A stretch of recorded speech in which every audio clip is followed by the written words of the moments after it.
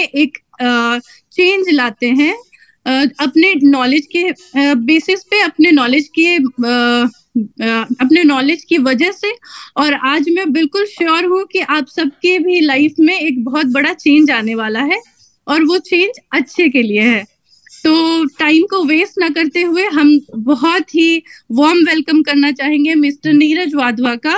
Please have a big round of applause for mister Neeraj Wadhwa sir. बहुत बहुत बहुत बहुत धन्यवाद मैम। दीक्षा मैम, बहुत अच्छी इंट्रोडक्शन थी, दोनों आपकी भी और मेरी भी। थैंक यू मेरी सर। इतनी बढ़िया इंट्रोडक्शन बड़े टाइम बाद दी है, जहां सर के बाद किसी ने। आप डिजर्व ठीक है, करते हैं सर, बहुत ठीक डिजर्व है, करते ठीक है। बहुत धन्यवाद। तो जो लोग मुझे नहीं जानते, मैं बता दूं, मैं दिल्ली में बेस्ड हूँ और मैं एक नेचुरोपैथ हूँ। और मैंने जो है अपना एक लंबा समय अपने जीवन का आईटी इंडस्ट्री में बिताया है। और मैंने अपनी ग्रेजुएशन जो है वो आईटी में ही करी है, बैचलर ऑफ इंजीनियरिंग आईटी में, कंप्यूटर साइंस में। और मेरे जीवन में कुछ घटा इस सेहत को लेकर, जिसकी वजह से मैं 2 साल बहुत परेशान रहा, और मुझे बड़ी दूर दूर तक बहुत घूम घूम के भी बहुत ज्यादा मदद नहीं मिली उस प्रॉब्लम को ठीक करने के लिए। और प्रॉब्लम भी हार्ट रिलेटेड थी। मेरी प्रॉब्लम का नाम था वेंट्रिकुलर अरिथमिया। और फिर मुझे लगा कि मुझे ना थोड़े अपने ऊपर कुछ काम करना पड़ेगा बनस्पत के, मैं किसी से मदद लूं। और मैंने कुछ अपने जीवन में कुछ पढ़ाई करी, कुछ समझा, चीजों को समझा, और मैं अपना पहला पेशेंट मैं खुद ही था। और फिर मुझे लगा कि ये जो है नेचुरोपैथी, ये एक ऐसा काम है जो मेरे बहुत इंटरेस्ट का है, और मैं करना भी चाहूंगा इसको लंबे समय तक। और मैंने आईटी का फील्ड छोड़कर हेल्थ और न्यूट्रिशन के फील्ड में कदम रखा। अब मैं एक सर्टिफाइड नेचुरोपैथ हूँ, एक हेल्थ कोच हूँ। मैं सिर्फ ये नहीं बताता कि क्या खाना है, मैं ये भी बताता हूँ कैसे खाना है। और उसको खाने के पीछे जो सबसे बड़ा ब्लॉकेज होता है चीजों को खाने के पीछे, वो लोगों की खुद की हैबिट्स होती हैं, और उसके लिए कोचिंग की रिक्वायरमेंट होती है। और करीब 10 साल पहले मैंने इस फील्ड में कदम रखा है, और तब से आज तक मैं हर साल ग्रो किया हूं। मैंने कुछ ना कुछ सीखा है, अपने से सीखा है, लोगों से। सबसे ज्यादा तो वो बोलते हैं ना, किताब से पढ़ के उतना नहीं आता जितना लोगों के साथ काम करके आता। और जो आज का जो टॉपिक है वो मेरे पर्सनल लाइफ से भी एसोसिएटेड है। वो मैं इसलिए मैं शेयर भी करना चाहूंगा कि क्या हुआ मेरे साथ। मैं जब 44 साल का था, 44, तो मुझे एक प्रॉब्लम हुई, वेंट्रिकुलर एरिथमिया। वेंट्रिकुलर एरिथमिया में क्या होता है, हार्ट बीट जो है वो उसको बिल्कुल एकदम साधारण भाषा में समझाऊं तो हार्ट बीट बीच बीच में रुक जाती है। हार्ट ऐसे चल रहा है और कुछ सेकंड के लिए, 1 सेकंड के लिए रुक जाता है, फिर चलना शुरू करता है, फिर रुक जाता है। और इस प्रॉब्लम को ना फिर फील किया जा सकता है। मैं मतलब बैठे बैठे अचानक ऐसे ऐसे फील कर सकता था। और करीब 2 साल तक मैंने इसका ट्रीटमेंट किया, करवाया, लेकिन कुछ बहुत ज्यादा फायदा नहीं हुआ। मैं 1 से 2 से 3 गोलियों तक चला गया, वन टाइम। 2-3 गोलियां सुबह, 2-3 गोलियां शाम को। लेकिन उसके बावजूद भी 2 साल उसमें कुछ फर्क नहीं आया। तो मैंने नोटिस किया कि एक एक बहुत बड़ी गलती जो मैं कर रहा था, और बहुत सारे लोग वो गलती करते हैं, कि हम सोचते हैं कि हमारे शरीर में जो प्रॉब्लम आई है ना, उसको हम उसको किसी दवा से हल कर लेंगे। अब दवा उसको बिल्कुल हल कर सकती है, ऐसा नहीं है कि दवा नहीं हल कर सकती। लेकिन अगर दवा बहुत, मोस्टली जो दवा होती है जब हम बहुत लंबे समय तक खाते हैं, तो सब जानते हैं कि जब भी कोई दवा लंबे समय तक खाई जाती है तो कुछ ना कुछ साइड इफेक्ट्स का। तो बाकियों की तरह, बस लोगों की तरह भी ना, मेरे पास कोई विकल्प नहीं था एक्सेप्ट कि मैं एलोपैथी की दवा खाऊं और इस प्रॉब्लम को रिजॉल्व करने की कोशिश करूं। और क्या चीज इग्नोर हो रही थी कि एलोपैथी की दवा के साथ जो इग्नोर हो रहा था, वो हो रहा था न्यूट्रिशन। न्यूट्रिशन बिल्कुल इग्नोर हो रहा। तो कुछ टाइम बाद मैंने रियलाइज किया कि जब मैंने अपने टेस्ट करवाए, तो मैंने नोटिस किया मेरा विटामिन डी लेवल्स लो थे बड़े टाइम से, मेरा हेमोग्लोबिन लो था, मेरा विटामिन B12 बहुत लो था, ओमेगा 3 बहुत लो था। और ये एस्पेक्ट को ना मैं देख रहा था, ना कोई और देख रहा था। तो जब इन चीजों को मैंने हैंडल किया, तो मेरी तबीयत में काफी सुधार आया, और मैं इस प्रॉब्लम से फिर डाइट और लाइफस्टाइल चेंजेस करके मैं इस प्रॉब्लम से बाहर निकल सकता। अब मैं तो निकल गया, लेकिन बहुत सारे मेरे जीवन में आगे मुझे लोग मिले जो जिनके पास भी ये विकल्प नहीं थे, और तब से मैंने टेक ऑन किया। मैं लोगों को इस फील्ड में, इस एरिया में सिखाऊंगा कि आपके पास बहुत सारे विकल्प हैं अपनी प्रॉब्लम से बाहर निकलने। तो आज का वेबिनार इस बारे में। तो मेरा क्वेश्चन सबसे पहले कि मैं चाहूंगा चैट बॉक्स में आप लिखें कि हार्ट से रिलेटेड कौन कौन सी प्रॉब्लम आपने सुनी है या फेस करी है आपके जीवन में, या आपने किसी और के जीवन में देखा हो। कौन कौन सी हार्ट से रिलेटेड प्रॉब्लम आपने फेस करी है, चैट बॉक्स में लिखो। मैं देखता हूं लोग क्या लिखते हैं।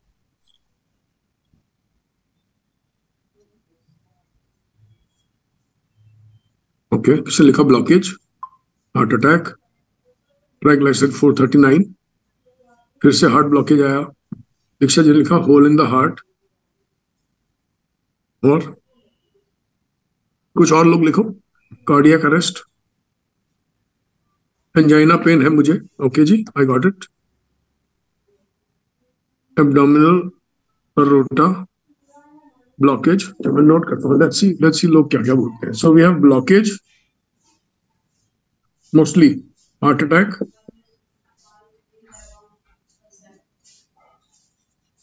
सीने में दर्द किसी ने बोला,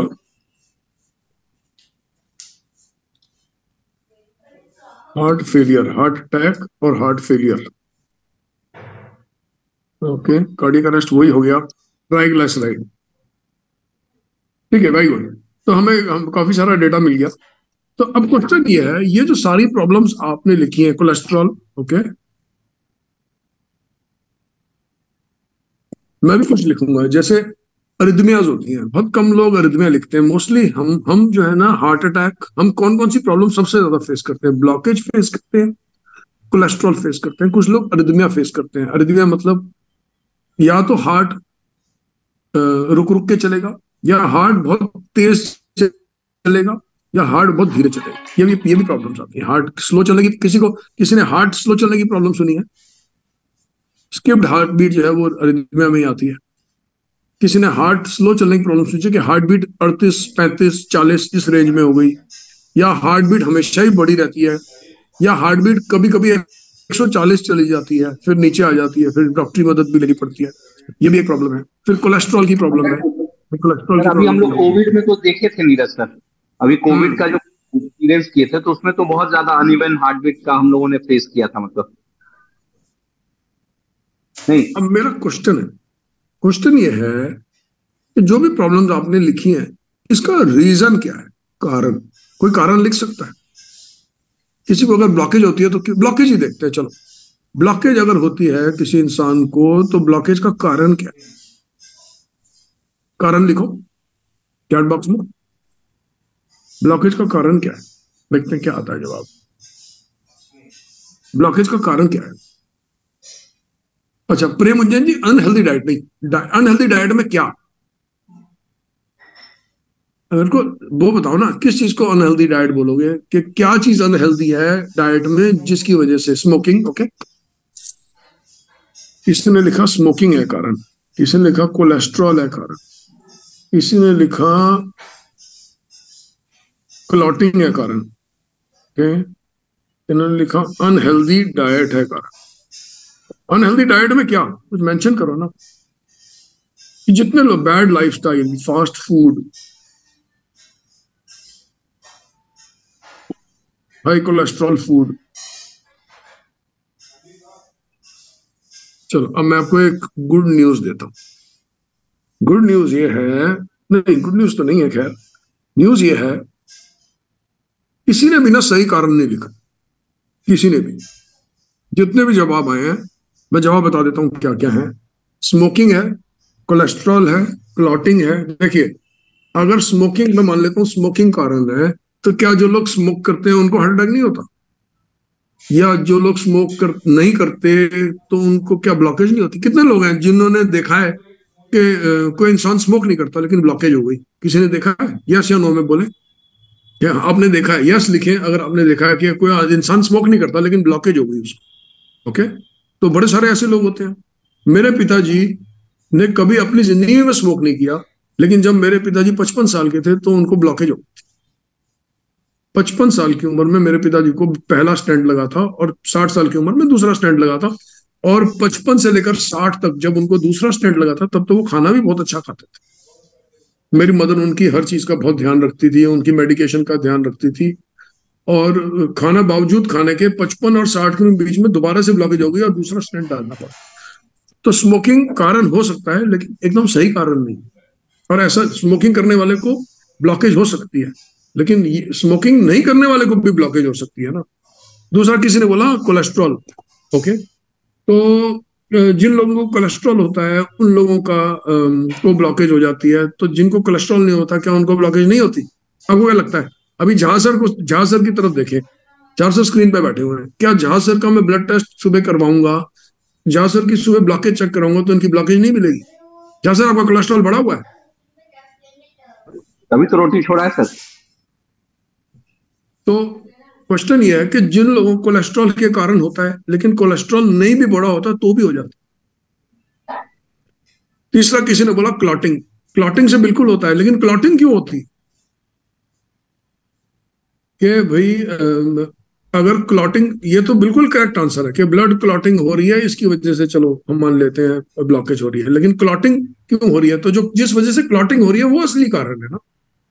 तीसरा किसी ने लिखा अनहेल्दी डाइट। चलो अब लिखते हैं अनहेल्दी डाइट। सब मुझे बताओ अनहेल्दी डाइट क्या क्या होती है? किस चीज को अनहेल्दी डाइट बोलेंगे? गुलाब जामुन खाने को अनहेल्दी डाइट बोलेंगे? कुल्फी खाने को बिल्कुल अनहेल्दी सर। डाइट बोलेंगे? पराठा खाने को अनहेल्दी डाइट बोलेंगे? लिट्टी चोखा बिल्कुल। खाने को अनहेल्दी डाइट बोलेंगे? यस। लिट्टी चोखा, जैसे आप लिट्टी चोखा खाते हो, बिल्कुल, लेकिन अनहेल्दी डाइट है सर वो। अनहेल्दी बिल्कुल। डाइट है ना। तो मेरा क्वेश्चन है, मैं ये बार बार ये ना कुछ रीजन से ये बोल रहा हूँ, हम सबको पता है अनहेल्दी डाइट क्या होती है। कोई है जिसको नहीं पता अनहेल्दी डाइट क्या होती है? क्या होती है जिसको नहीं पता? जैसे ये जो है RRB रजनीकांत जी ने लिखा है शुगर और मैदा। इन्होंने लिखा है शुगर और मैदा अनहेल्दी डाइट होती है।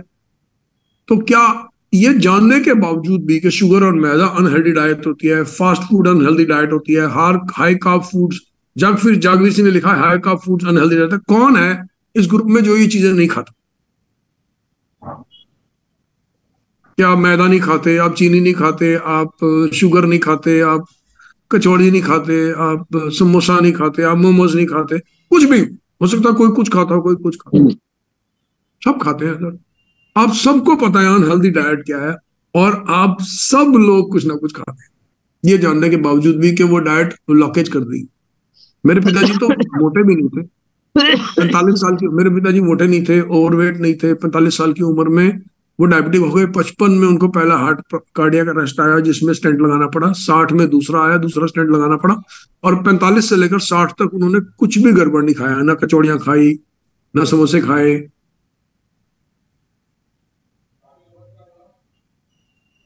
क्वेश्चन ये है कि ये सब कुछ जानने के बावजूद भी हम कर क्या रहे हैं?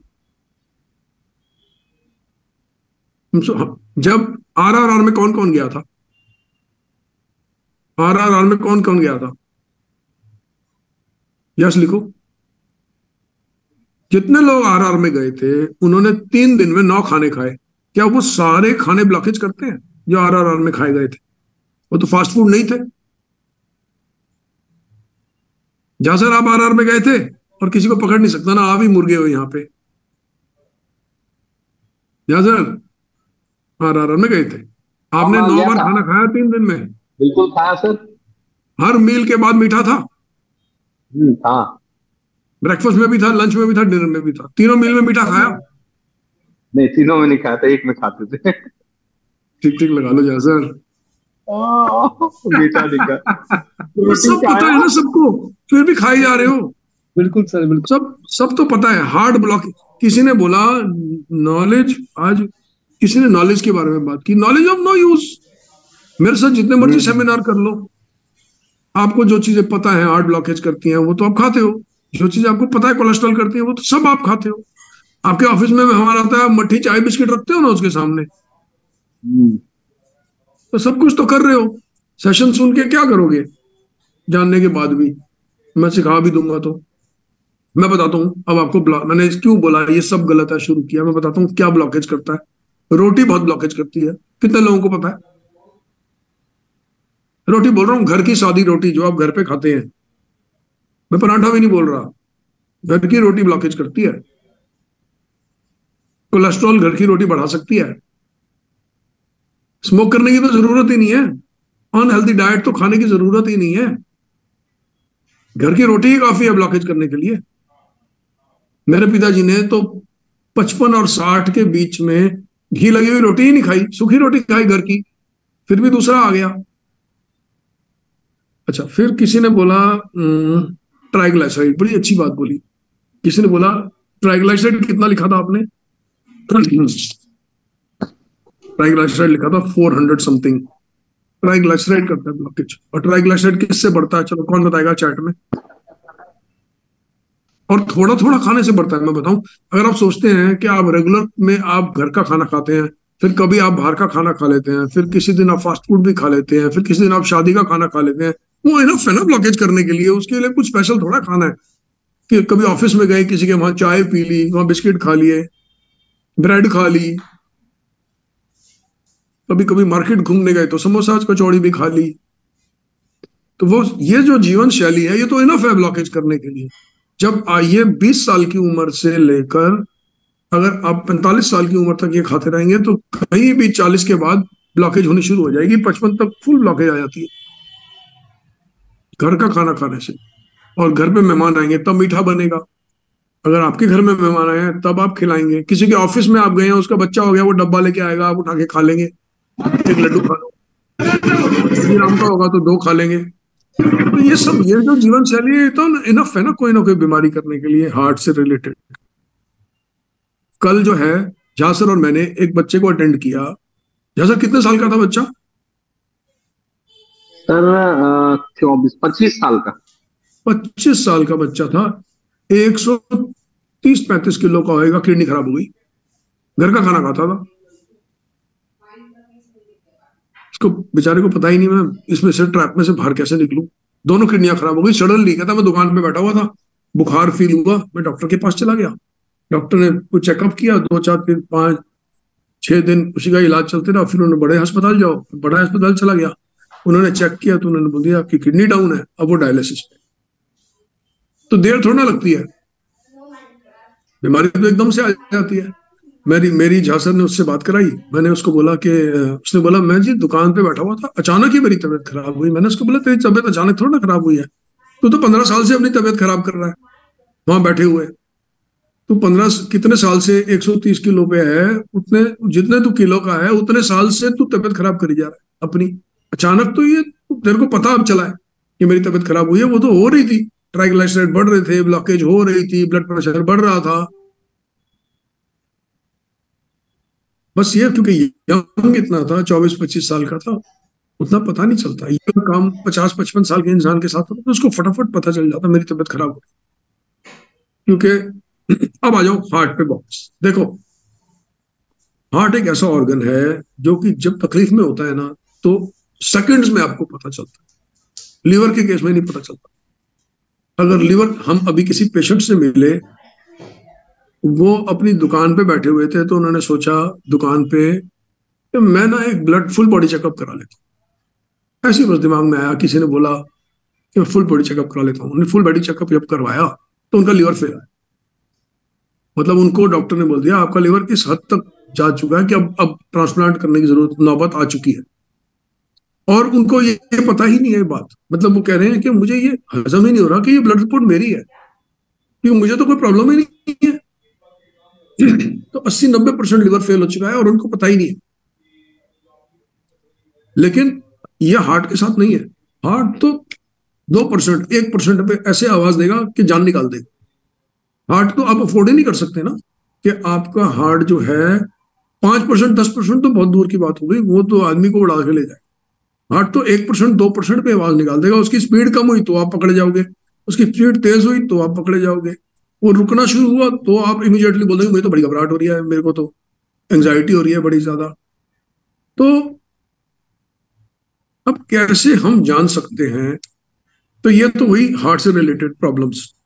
और इसके लिए मेरा सिर्फ ये कहना है कि बाहर का खाना तो जरूर आपको डैमेज करेगा, फास्ट फूड जरूर आपको डैमेज करेगा, लेकिन अगर आप 3 टाइम अन्न खा रहे हैं, चावल रोटी पे आपका बहुत जोर है, सुबह आप पराठा खाते हो, उपमा उपमा दलिया खिचड़ी पोहा इस प्रकार का खाना खाते हो, अन्न हर मील में खाई जा रहे हो, तो कुछ समय बाद चांसेस होते हैं आदमी का वो ब्लॉकेज हो सकती है, चांसेस बढ़ जाते हैं अगर अन्न हर मील में रहेगा। तो मैं हमेशा लोगों को एडवाइस करता हूँ कि आपको जो है ना कुछ मील्स में अन्न रहित मील खाना है जिसमें अन्न ना हो। जैसे हम नवरात्रि का व्रत रखते हैं तो हम अन्न नहीं खाते कुछ दिन तक ना, साल में 2 बार करते हैं, और वो दोनों बार साल में कब आता है, जब मौसम बदलना होता है उससे पहले ही आता है, समझे। मौसम बदलता है और ये हम अपने आप को डिटॉक्स करते हैं बेसिकली अन्न छोड़कर। तो अन्न छोड़ना जो है डिटॉक्स का प्रोसेस होता है कुछ। ये एक अच्छा तरीका है कि आप 3 बार दिन में अन्न ना खाएं, और अगर खासकर आपकी उम्र 50 साल, वो थोड़ा उन लोगों के लिए थोड़ा मुश्किल हो जाता है क्योंकि उनकी हैबिट्स जो है वो उनके अगेंस्ट आती है। मैं आज एक लेडी से मिला, लेडी से वो मेरे सामने खड़ी हुई थी कुछ काम से और ब्लड टेस्ट की बात कर रही थी। तो मैंने उनसे काउंटर पे ही, मैं कुछ काम से गया था उनसे पूछने, तो मैंने देखा ब्लड टेस्ट की बात कर रही है। मैंने उनसे पूछा क्या प्रॉब्लम है, बोला मैं ऐसी ब्लड टेस्ट कराती रहती हूँ, ये डायबिटीज है। तो मैंने कहा उसके लिए फिर क्या कर रहे हो। मैं जो हूँ मेरी एक इशू ये है, मैंने कहा मेडिकेशन के ऊपर और भी विकल्प है आपके पास, आप नेचुरोपैथी देख सकते हो। तो शायद आप वो तो नहीं हो जो चीजें खाने की छुड़वा देते हो। तो मैंने बोला क्यों, क्या प्रॉब्लम है, कहते मैं छोड़ नहीं सकती। मैंने कहा छोड़, मैं समझ गया आप नहीं छोड़ सकते, लेकिन क्या नहीं छोड़ सकते, कहते मैं कुछ भी नहीं छोड़ सकता, आप मुझे कुछ भी छोड़ने को बोलोगे मैं छोड़ नहीं सकता। तो मैंने बोला आपको पता है ना कि आपके कौन कौन से चीजें आपकी ब्लड शुगर बढ़ा रही हैं। शी सेड हाँ मुझे पता है। तो लेकिन मैं छोड़ नहीं सकती, मैं छोड़ूंगी नहीं कुछ भी। तो उसको पता है कि मीठा खाने से मेरी ब्लड शुगर बढ़ती है, लेकिन वो मीठा नहीं छोड़ना चाहती। उसको पता है पराठा खाने से मेरी ब्लड शुगर बढ़ती है, लेकिन वो पराठा नहीं छोड़ना चाहती।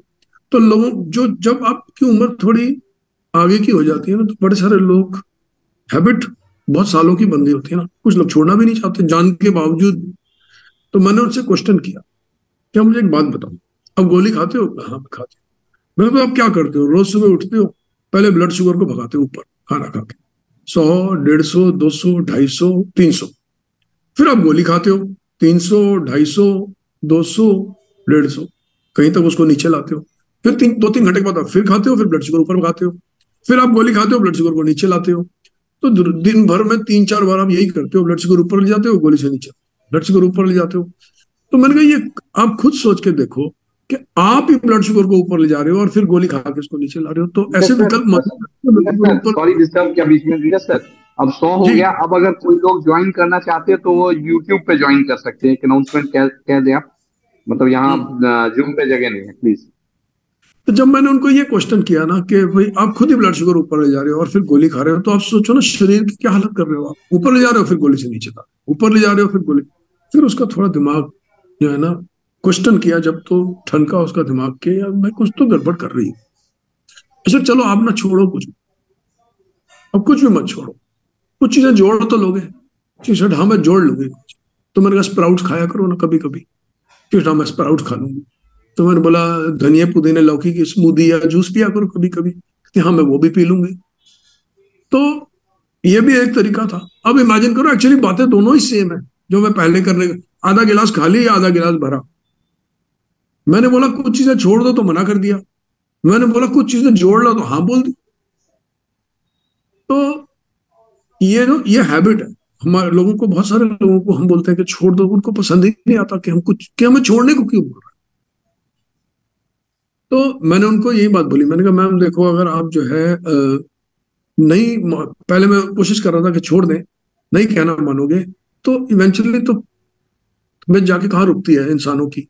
आप देखो ना मैक्सिमम लोग जो अब अपने जीवन के अंत में आते हैं तो कहाँ पे मिलते हैं, कौन बताएगा। आजकल जब लोग अपने जीवन के अंत में आते हैं तो कहाँ पे मिलते हैं,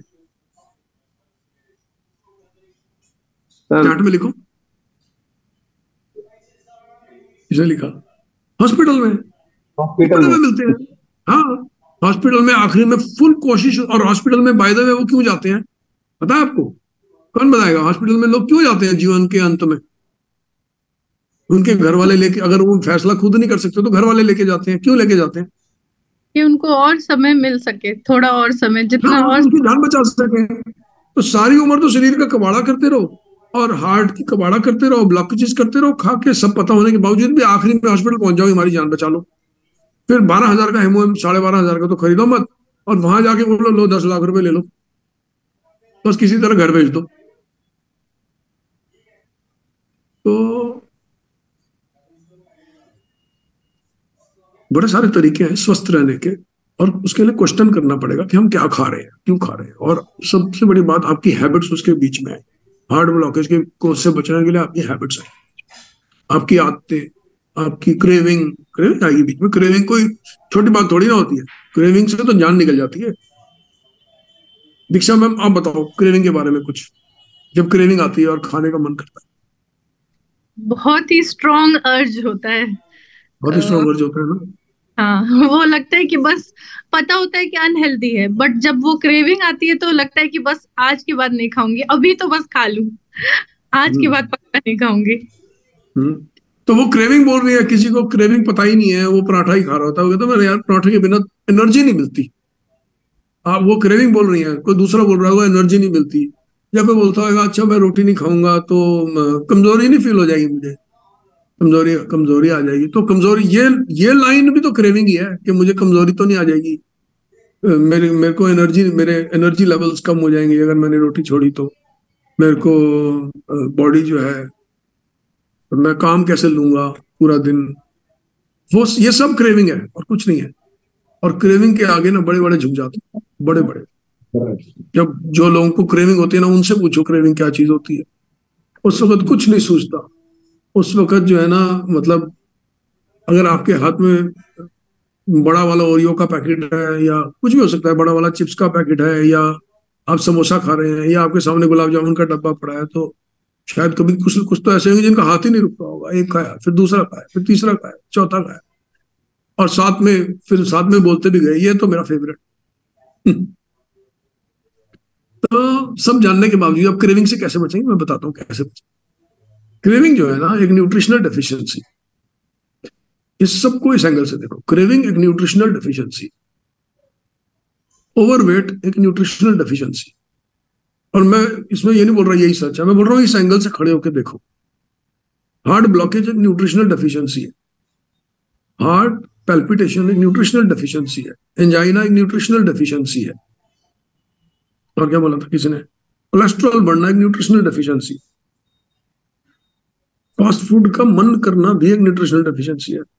देखो आपने खाया खाना, सपोज करो, और वो खाना आपके पेट में तो चला गया, उसके बाद वो पेट में जाने के बाद वो ग्लूकोज में परिवर्तित होगा, उसमें से विटामिन मिनरल्स उठेंगे, ब्लड के अंदर जाएंगे, लेकिन शरीर के टिश्यू पे नहीं पहुंचेंगे। टिश्यू पे क्यों नहीं पहुंचेंगे, उसके कारण है। टिश्यू पे पहुंचने का मतलब है आपने न्यूट्रिशन दे तो दिया, पेट में डाल तो दिया, आपने अनार का जूस पी तो लिया कि ये बहुत हेल्दी है, हाँ आते हैं अभी आते हैं उसमें आते हैं, आपने अनार का जूस पी तो लिया, आपने रखे हुए बादाम खा तो लिए, ये सोच के आपने मौसम्बी का जूस मार्केट में जाके पी लिया, आपको मौसम्बी की रेडी दिखाई दी आपने, या दुकान दिखाई, आपने बोला भैया एक जूस बना दे, ये सोच के कि ये जूस बहुत हेल्दी है, आपने पी तो लिया, लेकिन वो एक्चुअली में तो क्रेविंग हो रही है, तो वो पेट में चला तो गया, लेकिन ये डिपेंड करता है आपकी एज क्या है, उस पर भी डिपेंड करे। अगर आप 20 साल के हैं तो डिफरेंट इम्पैक्ट होगा, 30 साल के हैं तो डिफरेंट इम्पैक्ट होगा, आप 50 साल के हैं, ओवरवेट हैं, ब्लड प्रेशर से डील कर रहे हैं, या डायबिटीज से डील कर रहे हैं, थायराइड से डील कर रहे हैं, उसी जूस का इम्पैक्ट डिफरेंट होगा। डिफरेंट शरीर पे एक ही फूड का डिफरेंट डिफरेंट इम्पैक्ट होता है। मैं 10 लोगों को लाइन से खड़ा कर दूं और मौसमी का जूस पिलाऊंगा, सबके ब्लड शुगर अलग अलग भागेंगे, किसी का कहीं जाएगा, किसी का लोअर भी हो जाएगा। ऐसे भी लोग होंगे जो जिनका ब्लड शुगर लोअर हो जाएगा मौसमी का जूस पीने के बाद, और ऐसा भी होंगे जिनका ब्लड शुगर बढ़ जाएगा पीने के बाद।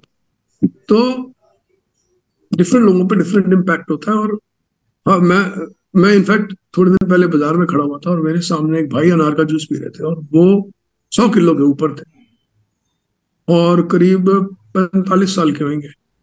तो मैं सोच रहा था ये अनार का जूस ये सोच के पी रहे हैं कि मेरे के लिए ये बहुत हेल्दी है, तोंद निकली हुई है, तोंद निकले हुए, अगर बहुत तोंद निकली हुई है, अनार का जूस तो उनके लिए किसी एंगल से हेल्दी नहीं।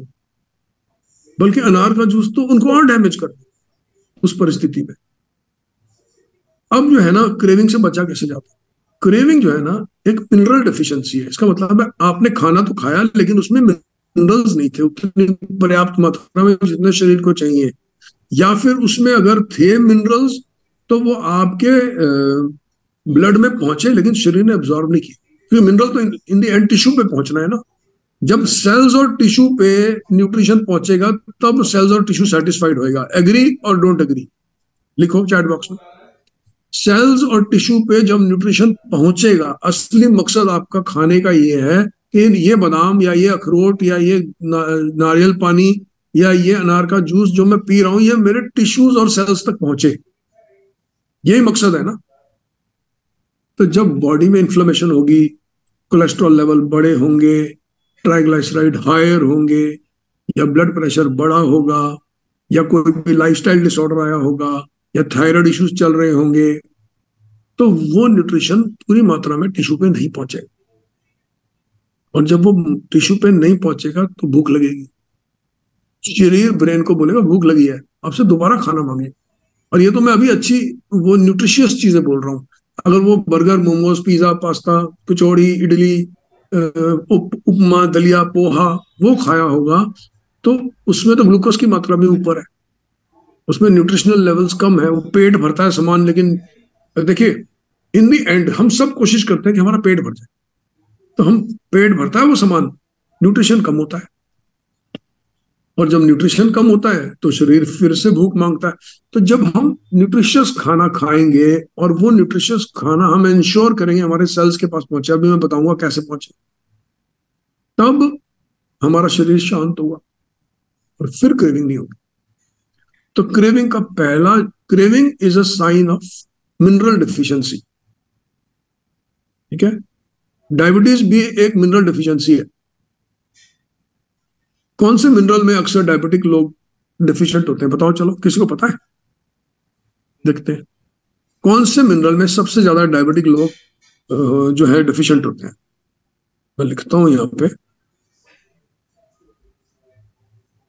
किन किस चीजों में डायबिटिक लोग डिफिशिएंट होते हैं। वो दिन भर तो गोली खा के अपनी ब्लड शुगर को नीचे करते जा रहे हैं, खाना खाते हैं, गोली खाते हैं, ब्लड शुगर को नीचे कर लेते हैं। डेफिशिएंट किस चीज में होते हैं? वेरी गुड, जागवीर सिंह ने लिखा पोटेशियम, मैग्नीशियम। और तीन और बताता हूं। देखो, वो शॉर्ट होते हैं पोटेशियम में, मैग्नीशियम में, क्रोमियम में, वलेडियम में और ओमेगा 3, इसमें डिफिशिएंट होते हैं। ओमेगा 3 नहीं होगी तो भी ब्लड शुगर ऊपर भागेगी। लोग कई बार, देखो आप मोस्टली लोगों को तो पता ही है ओमेगा 3 क्या है। तो जब आपका जो क्लाइंट है या आप हैं, अब इस एंगल से देखते ही नहीं कि ओमेगा 3 का भी, मैं भी दोबारा बोलता हूँ, ओमेगा 3 का भी रोल है ना ब्लड शुगर्स को नीचे रखने में। अगर आपकी बॉडी में इन्फ्लेमेशन है तो जो आपका न्यूट्रिएंट है वो तो टिश्यू तक पहुंचेगा ही नहीं। इन्फ्लेम्ड सेल कभी, देखिए इसको आज मैंने कल किसी को बड़ा अच्छा समझाया। मैंने बोला अगर एक पेड़ है, उसकी जड़ सूजी हुई है किसी कारण से, हालांकि जड़ सूजती कभी नहीं है, फिर भी हम मान के चलते हैं एक पेड़ है, उसकी जड़ सूजी हुई है, उसमें सूजन आई हुई है, और हमने खाद डाली, यस या नो में जवाब देना, आपने खाद डाली, हम इसको थ्योरेटिकली समझ रहे हैं, वो खाद सूजी हुई उसका न्यूट्रिशन, यस या नो में लिखो। एक पेड़ है, उसकी जड़ सूजी हुई है, तो जब ह्यूमन बॉडी में सूजन होती है माइक्रो लेवल पे, उसको हम इन्फ्लेमेशन बोलते हैं, तो बॉडी आपका न्यूट्रिशन उठाएगी ही नहीं। और लैक ऑफ ओमेगा 3 तो बहुत इन्फ्लेमेशन कॉज करता है। तो अब कौन कौन से मिनरल मिसिंग होते हैं मैं दोबारा बोल देता हूँ। पोटेशियम, मैग्नीशियम, क्रोमियम, वलेडियम और ओमेगा 3, ये मेन 5 है जो मिसिंग होते हैं लोगों के। तो अब क्वेश्चन ये है कि जैसे इसमें से अगर हम पोटेशियम और मैग्नीशियम देखें तो पोटेशियम मैग्नीशियम हमारे को किससे मिलेगा? हरी सब्जियों से, हरे जूसेस से। तो आपको क्या करना है? खाने के अंदर रोटी और चावल पे जोर कम देना है, वेजिटेबल पे और सलाद पे जोर ज्यादा देना है। अगर आप रोटी चावल खाते भी हैं तो इंश्योर करें कितने लोगों ने डिप डाइट का नाम सुना? बड़ी पॉपुलर डाइट है, गूगल पे अपना उनकी है, एक डॉक्टर साहब है उनकी है डिप डाइट। यस नो लिखो चैट बॉक्स में, डिप डाइट, डिप पे लिख दो, उससे पता चल जाएगा, DIP। तो डिप डाइट क्या करती है? सबसे पहले बोलती है डिप डाइट के आप सलाद खाएं। कितना सलाद खाएं आप खाने से पहले? जैसे आपका वेट अगर है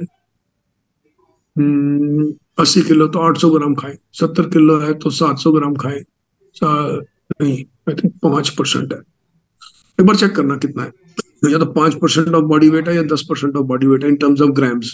क्या सर, प्रोटीन? नहीं, सैलेड, सैलेड। मतलब 2 प्लेट बनानी पड़ती है, एक प्लेट पहले सैलेड की खत्म करते हैं, फिर उसके बाद आपने खाना खाना। I think 5% of body weight, तो 80 किलो है तो 400 ग्राम सलाद खानी है, या एग्जैक्टली ठीक है, बिल्कुल 80 किलो है तो 400 ग्राम सलाद खानी है, 60 किलो है तो 300 ग्राम सलाद खानी है।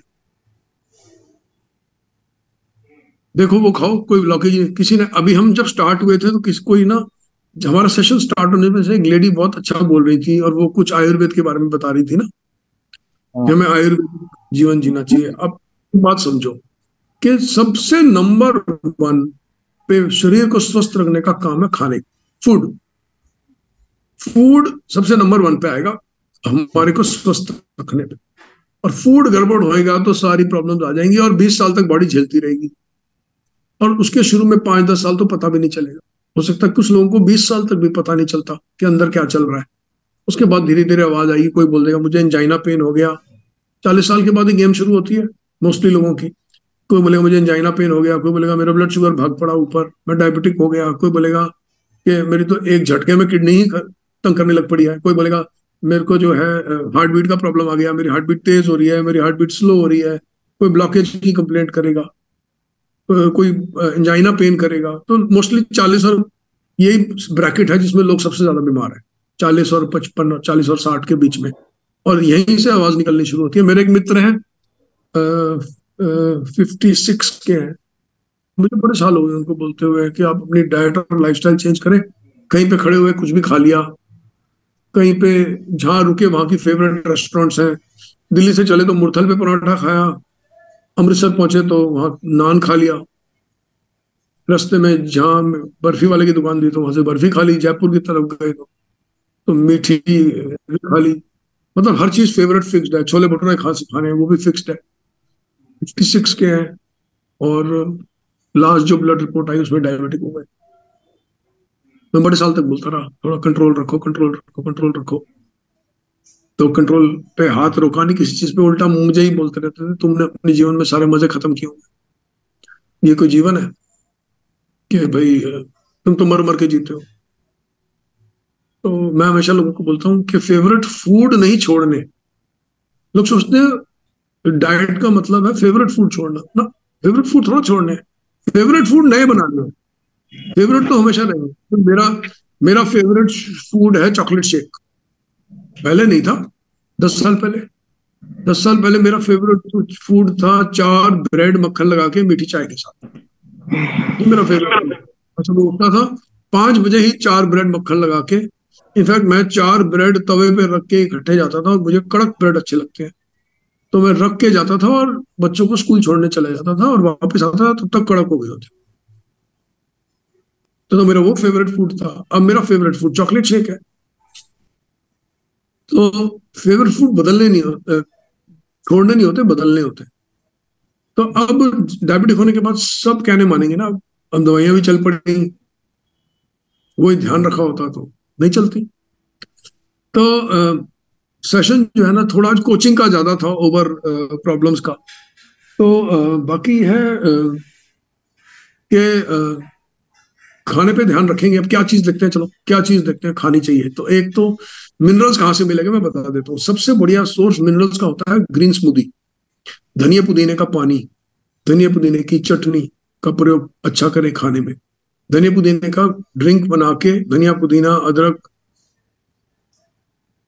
दालचीनी और नींबू या एप्पल साइडर विनेगर वो डाल के मॉर्निंग में रोज उसका सेवन करें। सारे 99 लोग हैं ना कि दिख रहे हैं यहाँ पे, बाकी यूट्यूब पे, ये जब तक जीवित है ना इसको रोज पिए, हम रोज पीते हैं। बिना नागा, कभी कभी 2 बार भी। ये सबसे बड़ा सोर्स है मिनरल्स का। और आपको कैसे पता लगेगा मिनरल डेफिशिएंट है? मैं हर बहुत बार लोगों को बताता हूँ, अगर तकिए पे कान रखने के बाद रात को आपको आपकी हार्ट बीट कान में धक धक धक सुनाई देती है, तो आपकी बॉडी के पास मिनरल्स नहीं है आज। क्योंकि मिनरल ऐसी चीज है जो रोज चाहिए। अब रोज शरीर में डालोगे, रोज यूरिन के रास्ते बाहर निकल जाएंगे, अपना काम करेंगे और बाहर जो एक्स्ट्रा है वो भी बाहर।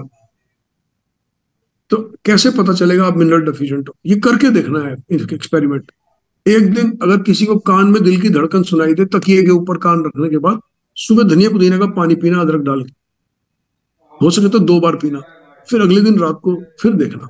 और जितना खाना जो बॉडी को वर्क नहीं करता वो खाओगे, उतनी कान में ज्यादा सुनाई देगी। अगर momos, idli, burger, pizza, pasta, khichdi, poha, idli, उस प्रकार का खाना दिन भर बहुत ज्यादा खाया होगा, तो नोटिस करोगे ये ज्यादा सुनाई देगी कान में। क्योंकि जब आप ग्लूकोसेंट्रिक फूड खाते हो, आपका फूड जो है मोस्टली लोगों का ग्लूकोसेंट्रिक होता है। इसका मतलब है हर खाना ब्लड शुगर बढ़ाएगा और फिर ब्लड शुगर घटाएगा। आपने नाश्ते के अंदर सपोज करो उपमा खाया या दलिया खाया, तो ब्लड शुगर ऊपर जाएगी फिर नीचे आएगी कुछ टाइम के बाद, 2-3 घंटे के बाद। फिर नाश्ते लंच में आपने 5-6 रोटी खाई है और दाल सब्जी खाई है, ब्लड शुगर ऊपर जाएगी फिर ब्लड शुगर नीचे आएगी। इसको ग्लूकोसेंट्रिक बोलते हैं। तो जो ग्लूकोसेंट्रिक फूड है उसको मिनरल चाहिए होते हैं हजम करने के लिए। कौन से? Potassium, magnesium. और डायबिटिक आदमी में वही कम होते हैं, पोटेशियम मैग्नीशियम कम होता है। तो अगर पोटेशियम मैग्नीशियम कम होगा और आप ग्लूकोसेंट्रिक फूड खाएंगे, जिसमें सपोज करो आपने सुबह 2 पराठे खाए, दोपहर को चावल और दाल और सब्जी खाई, रात को राजमा चावल खा लिए, या दोपहर को राजमा चावल खा लिए और रात को इडली दाल रोटी दाल सब्जी खा ली, पूरा फूड तो ग्लूकोसेंट्रिक हो गया ना। और मिनरल है नहीं खाने के अंदर, पोटेशियम मैग्नीशियम है ही नहीं आपके खाने में, तो आपको दिल की धड़कन सुनाई दे सकती है रात को कान में। और अगर आपने साथ में मिनरल दे दिए, तो ये मिनरल उस खाने को अब्सॉर्ब करने में और ब्लड शुगर्स को लोअर रखने में मदद करेगा। और दिल की धड़कन भी कम सुनाई देगी कान में, या सुनाई ही नहीं देगी। ये तो मैं बहुत हजारों बार कर चुका हूँ, मेरे साथ ही होता है। मैं रात को बेड पे लेटता हूँ और मैं रियलाइज करता हूँ आज मेरे को धक धक सुनाई दे रही है। मैं समझ जाता हूँ कल मैंने स्मूदी नहीं पी, 2 दिन हो गए, मेरी धक धक हल्की हल्की सुनाई दे रही है। तो इमीडिएटली मैं बैक टू स्मूदी आ जाता हूँ। स्मूदी जो है धनिया की, पुदीने की, घी की बन सकती है, घिया भी उसमें बड़ा अच्छा काम करता है। और इंटरेस्टिंग चीज ये है, एक चीज हमेशा याद रखनी है, कोई भी मेडिसिन मोस्टली ऑर्गन्स पे काम करती है। दवाइयां ऑर्गन पे, देखो हमारा बॉडी ऑर्गन में डिवाइडेड है ना। जब हमें ब्रेन की प्रॉब्लम होती है हम ब्रेन के डॉक्टर पे जाते हैं, जब हार्ट की प्रॉब्लम होती है हार्ट के डॉक्टर पे जाते हैं, जब किडनी की प्रॉब्लम होती है किडनी की डॉक्टर पे जाते हैं, जब स्टमक की प्रॉब्लम होती है स्टमक के डॉक्टर पे जाते हैं, स्किन की प्रॉब्लम होती है तो स्किन के डॉक्टर पे जाते हैं। तो पूरे शरीर को तो भाग रखा है ना हमने अलग अलग ऑर्गन में, और दवाइयां भी ऑर्गन बेस्ड है। तो आप हार्ट की दवाई खाते, ऐसे होता है हम हार्ट की दवाई खा रहे हैं, कोई बोल रहा हम यूरिन की दवाई खा रहे हैं, कोई बोल रहा हम किडनी की दवाई खा रहे हैं। सारी मेडिकेशंस जो है वो ऑर्गन स्पेसिफिक है, लेकिन न्यूट्रिएंट जो है ना वो सेल और टिश्यू पे काम करता है। तो आपने धनिया पुदीने की स्मूदी पी, वो सेल और टिश्यू पे काम करेगा, वो सेल और टिश्यू को न्यूट्रिएंट देगा, ऑर्गन पे काम नहीं करेगा वो। सेल पे देखो सबसे पहले आता है इलेक्ट्रॉन, उसके बाद आता है एटम, उसके बाद आता है मॉलिक्यूल, मॉलिक्यूल के बाद आता है सेल। यानी मॉलिक्यूल से सेल बनता है, ऐसे बोलो। इलेक्ट्रॉन से एटम बनता है, एटम से मॉलिक्यूल बनता है, मॉलिक्यूल से सेल बनता है, सेल से टिश्यू बनता है बॉडी, और टिश्यू से ऑर्गन्स बनते हैं, और ऑर्गन्स से सिस्टम्स बनते हैं, और सिस्टम से बॉडी बनती है। ठीक है? न्यूट्रिएंट हमेशा सेल और टिश्यू और मॉलिक्यूल्स पे काम करेगा, मोस्टली सेल और टिश्यू पे ही बोलते हैं। और मेडिकेशन हमेशा ऑर्गन्स पे काम करेगी। तो सारी मेडिकेशन ऑर्गन स्पेसिफिक है, मोस्टली टिश्यू में तो जाती है लेकिन ऑर्गन स्पेसिफिक। तो जब हम टिश्यूज और सेल का ध्यान रखते हैं तो हमें ऑर्गन्स का, तो ऑर्गन्स हेल्दियर रहते हैं। तो मैंने जो बताया आपको कि न्यूट्रिएंट होना चाहिए, मिनरल्स होने चाहिए, तो आप टिश्यूज का और सेल्स का ध्यान रख रहे हो ना अपनी बॉडी में। दूसरी चीज क्या आपको लंबे समय तक स्वस्थ रख सकती है, वो है एक टेस्ट होता है जिसको बोलते हैं इंसुलिन फास्टिंग। अगर आपके ब्लड में इंसुलिन फास्टिंग की मात्रा ऊपर है, तो मैं अभी बता देता हूं, अगर वैसी ही रही, सपोज करो आपने इंसुलिन चेक करवाया फास्टिंग फास्टिंग मोड में, मैं ब्लड शुगर की बात नहीं कर रहा, फास्टिंग मोड में आपने इंसुलिन चेक कराया और इंसुलिन आया 15, अगर आप 10 साल तक इसी रेंज में इंसुलिन रखेंगे तो चांसेस हैं आप बीमार पड़ सकते। हायर इंसुलिन लेवल्स, इंसुलिन एक ग्रोथ हार्मोन है, फैट स्टोरेज हार्मोन भी है, ग्रोथ हार्मोन भी है। तो इंसुलिन फास्टिंग की मात्रा जब ऊपर रहती है तो लंबे समय तक ऊपर रहती है, तो अक्सर देखा गया है रिपोर्ट से, रिसर्च में, वो लोग ही जिनकी इंसुलिन फास्टिंग ऊपर है और रहती है ऊपर लंबे समय तक, वो ही, उन्हीं को ही डायबिटीज होती है, उन्हीं को ही ब्लॉकेजेस ज्यादा होती हैं, उन्हीं को ही हार्ट प्रॉब्लम ज्यादा होती है। तो एक अच्छी लेवल जो है ना इंसुलिन फास्टिंग की, वो है 6 की, 6। अगर आप 12 पे और 15 पे है तो ये एक बड़ा अच्छा रिजल्ट टेस्ट है अपनी सेहत जानने का, कि मेरी सेहत कैसी है, क्या मेरे इंसुलिन लेवल्स 6 की रेंज में है, 8 की रेंज में है, बस इसके ऊपर नहीं बिल्कुल भी। 10 है, 12 है, 15 है, 20 है। मेरे पास एक पेशेंट आए, मैंने उनकी इंसुलिन फास्टिंग चेक कराई, 165, 165 आज तक का हाईएस्ट है वो मेरा, और उनको ब्रेन स्ट्रोक हुआ, ब्रेन स्ट्रोक के बाद 165, लेकिन वो इंसुलिन ले भी रहे थे। तो इंसुलिन फास्टिंग जो है एक बहुत अच्छा मापदंड है, ब्लड टेस्ट है, ये जानने के लिए कि आप आज की डेट में आपकी सेहत कहाँ है और फ्यूचर में आपकी सेहत कहाँ जाने वाली है, और कोई टेस्ट कराने की जरूरत नहीं। इंसुलिन फास्टिंग ऊपर होगी तो कोलेस्ट्रॉल भी बढ़ सकता है। अच्छा, अभी किसी ने बोला ट्राइग्लिसराइड मेंशन किया 400 के ऊपर। सर ट्राइग्लिसराइड जो है ना, वो क्लियर और क्लियर आपके खाने का डायरेक्ट इम्पैक्ट, मतलब आप, अगर आपका ट्राइग्लिसराइड 400 पे है, इसका मतलब आप बिल्कुल कबाड़ खाना खा रहे हैं, दैट्स द राइट वर्ड। वो अगर मुझे किसी की सेहत देखनी होती है ना, तो मैं सबसे पहले ट्राइग्लिसराइड, इंसुलिन फास्टिंग देखता हूँ, ट्राइग्लिसराइड देखता हूँ। इंसुलिन फास्टिंग मुझे बता देगा ये इंसान कितना ग्लूकोसेंट्रिक खाता है, ग्लूकोज लेवल्स। एक आदमी का ना HB1, किसको पता है ग्रुप में HB1AC, जिनको नहीं पता वो बता दो HB1AC क्या होता है, नहीं पता तो नो लिखो। ब्लड शुगर का जांच होता है सर? हाँ, ब्लड शुगर का। तो जो ब्लड शुगर का जांच होता है, हाँ, सब लोग क्या करते हैं, ब्लड शुगर का जांच करते हैं कि भाई आपने ब्लड शुगर का जांच किया, अगर आपकी ब्लड शुगर ऊपर है तो एक प्रॉब्लम है, और ब्लड शुगर नीचे है तो प्रॉब्लम नहीं है। Exact agree. ब्लड शुगर ऊपर है तो प्रॉब्लम है, ब्लड शुगर नीचे है तो, एवरेज ब्लड शुगर नीचे है तो, अगर मेरा ट्राइग्लिसराइड सपोज करो 5 आया है तो मैं बोलूंगा हाँ बहुत बढ़िया है।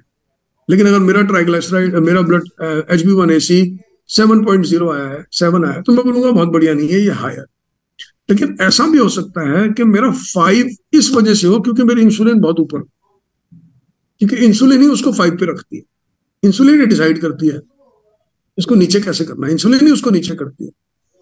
तो कभी भी ना ब्लड शुगर अकेले एक अच्छा मापदंड नहीं है, पहली चीज अच्छा मापदंड नहीं है ये जानने का कि शरीर कैसे चल रहा है।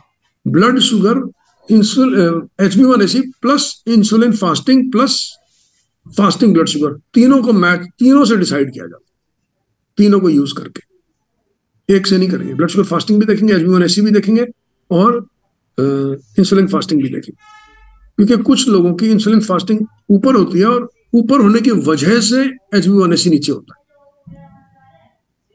तो फिर वो गुड न्यूज नहीं है एक्चुअली में। अगर आप सिर्फ ब्लड शुगर देखोगे आप खुश हो जाओगे, मेरी ब्लड शुगर तो बहुत बढ़िया है। अगर आपकी ब्लड शुगर बहुत बढ़िया है और इंसुलिन फास्टिंग ऊपर है तो ये गुड न्यूज नहीं है। तो रिपोर्ट को पढ़ने का ये एक तरीका है कि केवल अगर आपने ब्लड शुगर देखी और आप सपोज आप डायबिटिक नहीं है और आपका सपोज आया ब्लड शुगर HB1AC आया 5.2 और आपकी ब्लड शुगर आई फास्टिंग में सपोज करो 100, लेकिन इंसुलिन फास्टिंग अगर आपकी 12 है तो ये गुड न्यूज नहीं है।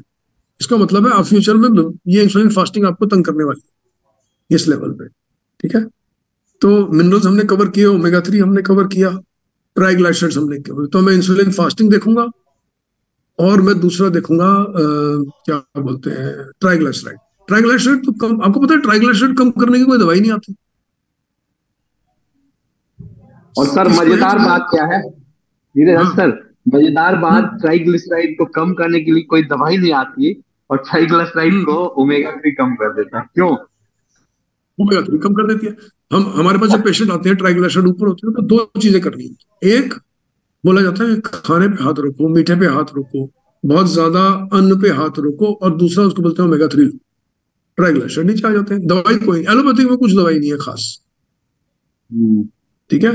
कोलेस्ट्रॉल करने की दवाई है, लेकिन एक बात बताता हूँ, ट्राइग्लिसराइड हाई ही कोलेस्ट्रॉल डिपॉजिट करता है, और काम हम शुरू कर देते हैं कोलेस्ट्रॉल के ऊपर। अगर मेरा देखिए, कोलेस्ट्रॉल एक्चुअली है क्या? हमारे ट्राइग्लिसराइड ऊपर गए, ट्राइग्लिसराइड ने जो आर्टरीज हैं उसके अंदर आर्टरीज को इरोड किया, आर्टरीज को खराब किया, और उसको रिपेयर करने के लिए कोलेस्ट्रॉल पहुंच गया। कोलेस्ट्रॉल का काम तो रिपेयर करना है। अब वो रोज रोज खराब हो रही है और रोज रोज कोलेस्ट्रॉल उसको रिपेयर कर रहा है, इसलिए ब्लॉकेज हो जाती है। एक्चुअली तो कोलेस्ट्रॉल हमारी बॉडी का रिपेयर मैकेनिज्म है। तो बनस्पत के आप कोलेस्ट्रॉल के ऊपर काम करें और कोलेस्ट्रॉल की गोली खाएं, पहले ट्राइग्लिसराइड को लोअर करें ना, ताकि कोलेस्ट्रॉल वहां जाए ही ना, क्योंकि कोलेस्ट्रॉल तो रिपेयर करने जाता है, उसको, उसका काम है रिपेयर करना। लीवर जो है कोलेस्ट्रॉल बनाता है 3000 मिलीग्राम पर डे, और वो कोलेस्ट्रॉल हार्ट की आर्टरीज को रिपेयर करने जाता है। जब आप बहुत ज्यादा मात्रा में नमक खाते हैं, बहुत ज्यादा मात्रा में चीनी खाते हैं, बहुत ज्यादा मात्रा में अन्न खाते हैं, तो वो चीजें ब्लड में जाके आर्टरी को डैमेज कर रही होती, ट्राइग्लिसराइड बढ़ा के। और वो ट्राइग्लिसराइड बढ़ाने की वजह से जो डैमेज होता है उसको कोलेस्ट्रॉल रिपेयर करता है। वो रिपेयर मैकेनिज्म है, बैंडेड का काम करता है, और वो वहां जाके चिपक जाता है, वहां बार बार चिपकता है, इसलिए ब्लॉकेज हो जाती है। तो अगर आप ट्राइग्लिसराइड पे काम करेंगे और ट्राइग्लिसराइड को लोअर करेंगे, कैसे करेंगे? अपने खाने से। कोई दवाई थोड़ा खानी है उसके लिए, साथ में ओमेगा 3 खाएंगे, ट्राइग्लिसराइड लोअर हो जाएगा, और उसकी वजह से रिकॉर्डिंग हो जाएगी सर, घनश्याम जी चिंता मत करो, यूट्यूब पे मिलेगा, दोबारा सुनना है इसको। उसकी वजह से कोलेस्ट्रॉल की गोली तो फिर खानी ही नहीं पड़ेगी कभी। कोलेस्ट्रॉल की गोली खाने से कभी इम्पैक्ट देखो उसका क्या होता है। हमारे पास मेरे और झांसर के पास एक लेडी आई, हमने उनको रेकमेंड किया कि आप अपने डॉक्टर से बात करो और कोलेस्ट्रॉल की गोली बंद करो। उनकी कंप्लेंट थी कि मुझे ना सपने आते हैं रात को, और इतने डर लग जाता है मेरे को वो सपनों से, मैं बेड से गिर जाती हूँ। तो हमने उनको रेकमेंड किया कि आप अपने डॉक्टर से बात करें, और ये जो कोलेस्ट्रॉल, उनके कोलेस्ट्रॉल मैंने चेक किया तो कोलेस्ट्रॉल 58 तक।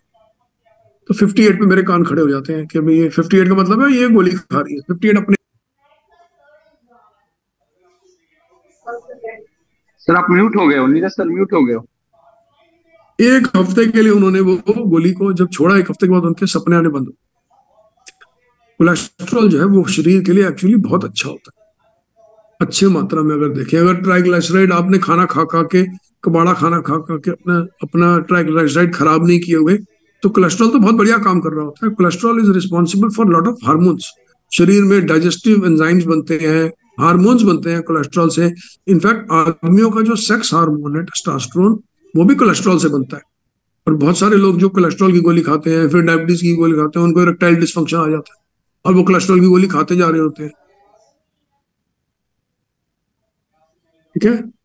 तो कोलेस्ट्रॉल की गोली खा के कोलेस्ट्रॉल नीचे करना जो है वो तो हानिकारक है सेहत के लिए। अब ट्राइग्लिसराइड को लोअर करो, ओमेगा 3 खाएं। अभी किसी ने नीचे लिखा चैट में कि मैं डायबिटिक हूं और मेरे को बहुत स्किन इचिंग हो रही थी, ओमेगा 3 खाने के बाद it has stopped. Good good, आपको बहुत मुबारक हो सर, बहुत अपने अच्छा डिसीजन लिया ओमेगा 3 खा के। तो सबसे नंबर, हाँ, अब हम वापस कवर कर रहे थे, नंबर 1 स्टेट पे आता है आपका फूड। हार्ट हेल्थ के लिए सबसे पहले फूड, फूड से बढ़िया कोई दवाई नहीं है दुनिया में। जब फूड उसको पूर्ति ना कर रहा हो तो फिर आती है सप्लीमेंट, और फिर जब डैमेज हो जाता है ना, फिर आता है आयुर्वेद। आयुर्वेद का नंबर तो तीसरा है। देखिए, जड़ी बूटी डैमेज कंट्रोल में लगेगी। अगर आप बीमार ही नहीं है तो आप जड़ी बूटी क्यों खाएंगे भाई? मुझे एक बात बताएं, आप अर्जुना रिस्ट क्यों पिएंगे अगर आपको ब्लॉकेज ही नहीं है? या आप कोई भी आयुर्वेदिक दवाई क्यों खाएंगे अगर आपकी तबीयत ही खराब नहीं है? तो आयुर्वेद जो है नंबर 1 पे है फूड, नंबर 2 पे है सप्लीमेंट, नंबर 3 पे है जड़ी बूटी। ठीक है, तो ये एक अच्छा विकल्प है। तो खाने खाने को ठीक रखेंगे तो स्वस्थ रहेंगे, खाना ही उपचार है। हाँ, आज की डेट में सब खाने से आपको मिलेगा नहीं। आप जितनी मर्जी कोशिश कर लिए, अलसी के बीज खाकर आपका ओमेगा 3 इंडेक्स ऊपर नहीं जाएगा।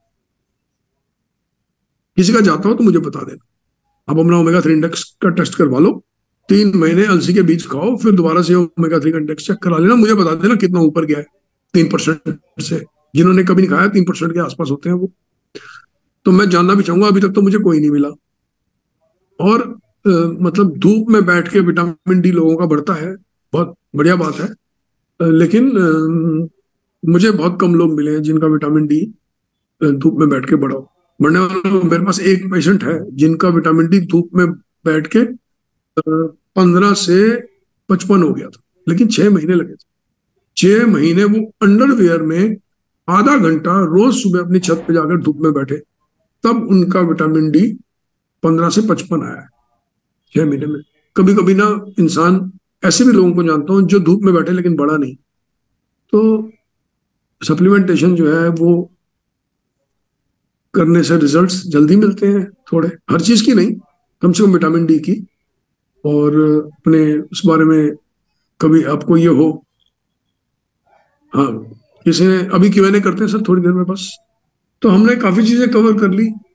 और मेरी जो एडवाइस ये है, before we end the session, advice ये है, मेरे गुरुजी हमेशा एक बात बोलते,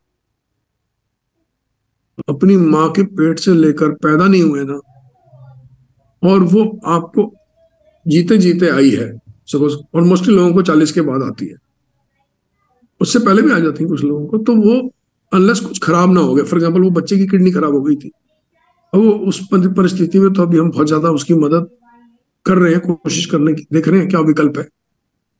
लेकिन अगर माँ के पेट से लेके प्रॉब्लम नहीं पैदा हुए और वो एक लाइफस्टाइल डिसऑर्डर है, तो वो एक न्यूट्रिशनल डेफिशिएंसी है, ये मेरे गुरुजी कहते हैं। उसको इस एंगल से देखें तो आपको गैस बनती है तो वो न्यूट्रिशनल डेफिशिएंसी। आपको कोई स्किन इश्यू है, वो न्यूट्रिशनल डेफिशिएंसी है। जैसे अभी किसी ने शेयर किया कि मैं डायबिटिक हूँ, मेरे को स्किन पे बहुत खुजली हो रही थी, मैंने ओमेगा 3 खाया तो मेरा ठीक हो गया, न्यूट्रिशनल डेफिशिएंसी थी ना। तो फटाफट एलोपैथी की दवाई से मेरे को बिल्कुल परहेज नहीं। एलोपैथी से बढ़िया तो कोई चीज नहीं बनाई, क्योंकि रिजल्ट बहुत बढ़िया मिलते हैं। मैं सिर्फ ये बोलता हूँ कि उस पर अपना जीवन निर्भर ना करें। आपको गैस हो रही है, बाकायदा वो पिए, सैशे आता है 9 रुपए का, सॉरी 1 मिनट, बड़े सारे लोग पीते हैं, 6 सेकंड के अंदर गैस भगा देता है, वो बिल्कुल पिए। लेकिन अगर आपको वो रोज पीना पड़ रहा है तो आप एक न्यूट्रिशनल डेफिशिएंसी से डील करें, उसको रिजॉल्व करें अपने लिए।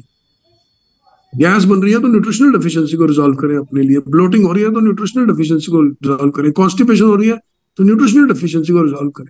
मतलब वो चूरन जो है, जो टीवी में ऐड भी आती है, ये चूरन हर रोग दफा सफा ऐड आती है ना एक, तो वो खाने में कोई प्रॉब्लम नहीं है। मैं अगर ट्रैवल कर रहा हूँ और मुझे सडनली कॉन्स्टिपेशन हो गए या किसी को हो गई, तो मैं बोलूंगा इसको आप चूरन खाएं ताकि आप सुबह पेट आपका खाली हो।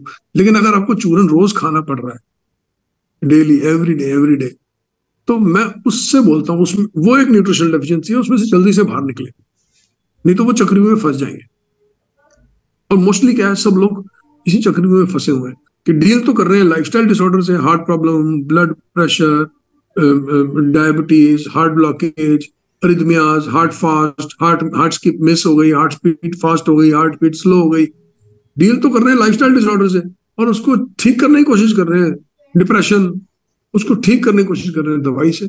जबकि जैसे मैंने बताया, जैसे मेरे गुरुजी बोलते हैं, वो है न्यूट्रिशनल डेफिशिएंसी। और यहीं पे हमारा और आपका रोल शुरू होता है, कहाँ पे, जहाँ पे हम इस प्लेनेट को सिखा सकें, आपके अपने आप को सिखा सकें, अपने जीवन में लोगों को सिखा सकें कि ये एक न्यूट्रिशनल डेफिशिएंसी है, इसको इससे भी हल किया जा सकता है। ठीक है जा सर? हाँ सर, बहुत बढ़िया सर। मतलब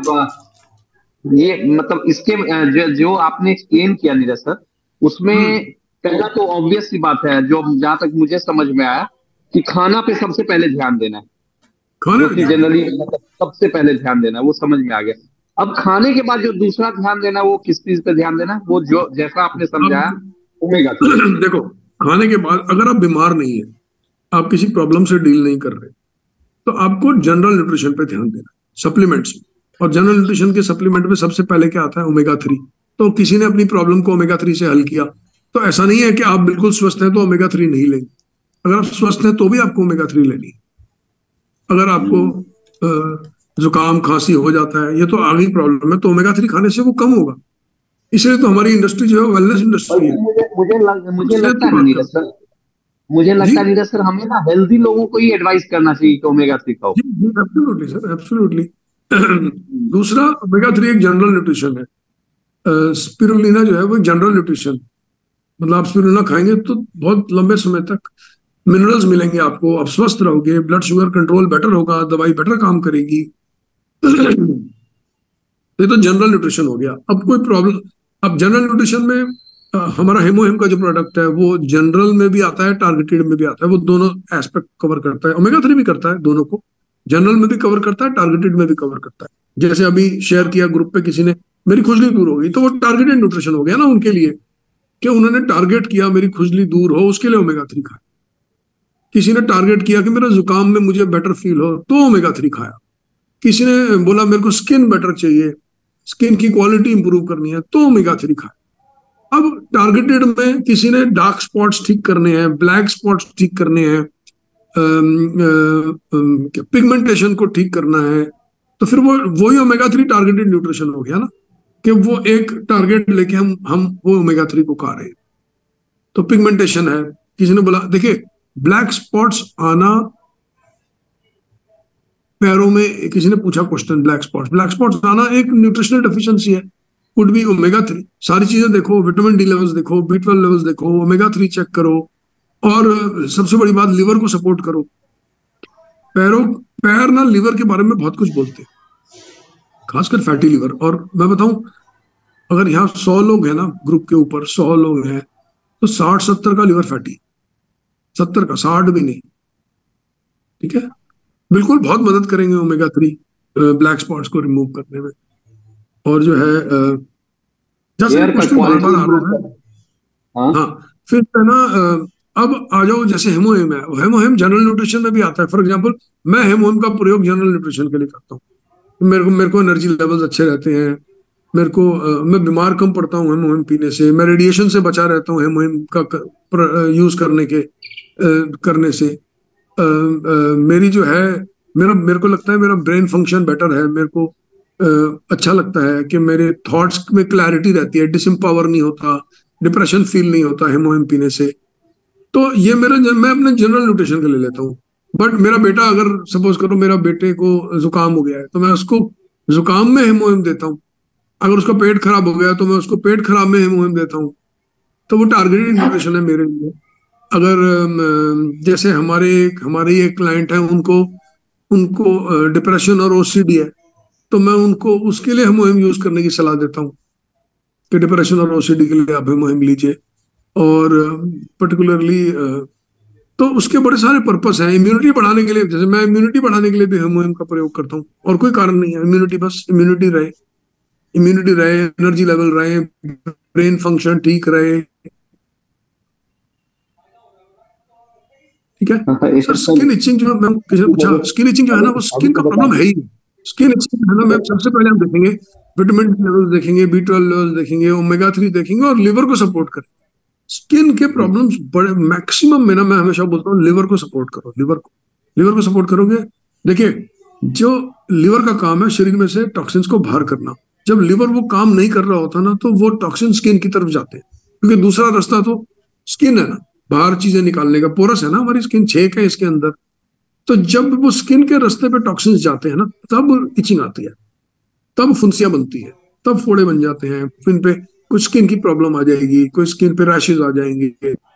ये शरीर का रास्ता है, टॉक्सिन्स को बाहर करने का तरीका है। तो स्किन प्रॉब्लम्स में लिवर को बहुत सपोर्ट करना चाहिए। मिल्क थिसल बहुत बढ़िया काम करेगी उसमें। स्किन में इचिंग हो रही है, हेमोहिम बहुत बढ़िया काम करेगी, ओमेगा 3 बहुत बढ़िया काम करेगा। अब ये टारगेटेड न्यूट्रिशन हो गया, हम उस टारगेट के लिए, उसके लिए न्यूट्रिशन दे रहे हैं। ठीक है, और कोई क्वेश्चन और सर? Anything else? हाँ, नहीं, बहुत जबरदस्त आपने सर पकड़ा। मतलब आप देखो, मुझे जहां तक नीरज सर का ये सेशन लगा ना, कि मतलब एक तरह से प्लीज से समथिंग अबाउट जॉइंट पेन। हाँ, मतलब ये तो मैंने बताया ना आप भी कि बताओ नीरज सर, सर जाओ का सर, ये आप तो जॉइंट पेन एक्सपर्ट हो एकदम। नहीं, मैं तो एक जॉइंट पेन के एक हमारे पेन रिलीफ सेंटर चलाते हैं इंदिरापुरम में, उनसे भी आपकी अपॉइंटमेंट कराऊंगा। देखें, कोई भी जो पेन होता है ना नीरज सर, थोड़ा सा आप देखना, कोई भी जो पेन होता है, नॉट ओनली जॉइंट पेन, उस पेन का मेन कारण है लीवर ठीक से ना काम करना। आप समझो लीवर क्यों नहीं ठीक से काम करेगा? क्योंकि जब पेन होगा, रेगुलर पेन किलर खाएंगे, उसका इम्पैक्ट लीवर पे जाता है, और उसके लिए सबसे ज्यादा जरूरी है विटामिन D12 के बाद ओमेगा 3। आपको मैं बताऊं, कई बार क्या होता है ना, हमें कोई रॉकेट साइंस, और एक चीज और समझे आप ना, एकदम से मत चले जाएं अर्थराइटिस के पेन को दूर करने के लिए, हार्ट पेशेंट, अरे उसके लिए डॉक्टर्स हैं। We are not dealing in, मतलब कहते हैं ना, जो सिक पीपल हैं उनके साथ नहीं डील करें, हम हेल्दी लोगों के साथ डील करें।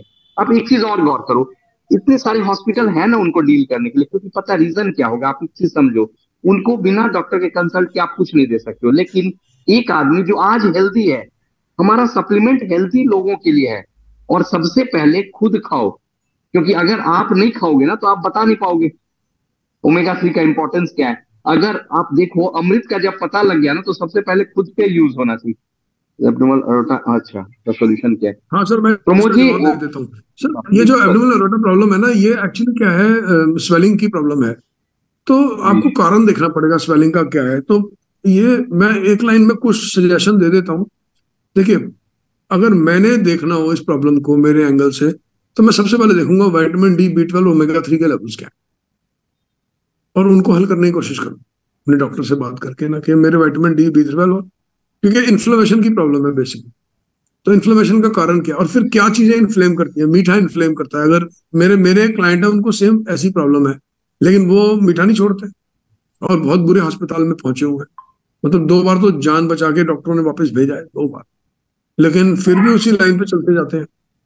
और जिम का शौकीन है, तो खाने पे हाथ नहीं रोकते, और जिम के शौकीन है, दोनों चीजें डैमेजिंग।